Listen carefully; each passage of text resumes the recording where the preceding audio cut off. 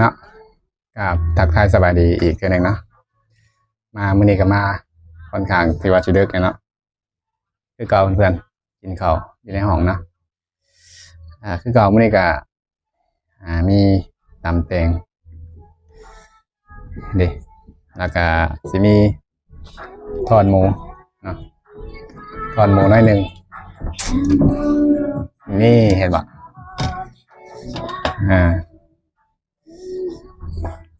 มีหมึกแดงมากำน้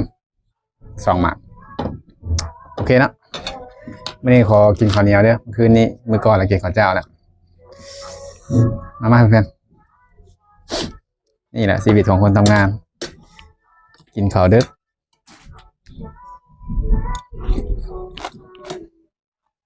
เที่ยงคืนก็ได้กิน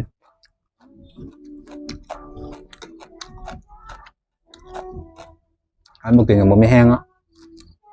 บอกก็เจ้มก็เรื่องก็เมื่อยเข้าไปอยากครับแต่ว่าจำเป็นต้องกินเพื่อไม่มีแห้งสู่ต่อมื้ออื่นขั้นคืออยู่บ้านเท่านี้จำนี่บอกแล้วนอนแล้วเพื่อนนอนตั้งแต่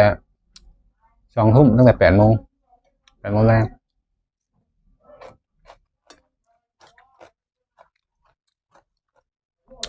แต่บ้านนี่แบบนอนหมดได้ต้องกินข้าวก่อน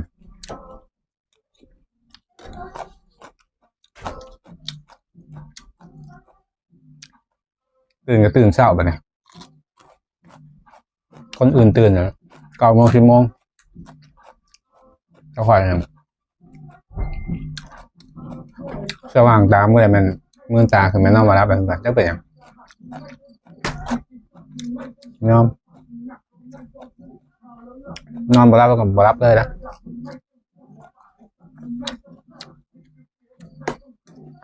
มันเป็นความแบบว่าเคยชินนะ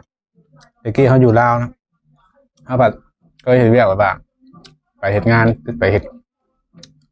เกี่ยวกับเวียกที่เนาะ8 โมงเขาเวียกก็เลยตื่นแต่6 7 โมงมันก็ตื่นเลยเหตุงานอยู่ลาวประมาณ9 ปี 10 ปีอ่ะเหตุที่บ้านนะ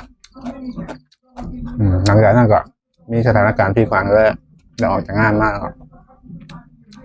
มาเหตุงานอยู่ไทยเทื่อนี้มาเป็นครั้งที่ 2อ่ะคิดว่าที่มาครั้งแรกอ่ะก็สิจบแล้วฉันยังบ่จบยังได้ครั้งที่ 2อาจจะมีครั้งที่ 3หรือบอกกับบ่ฮู้นะ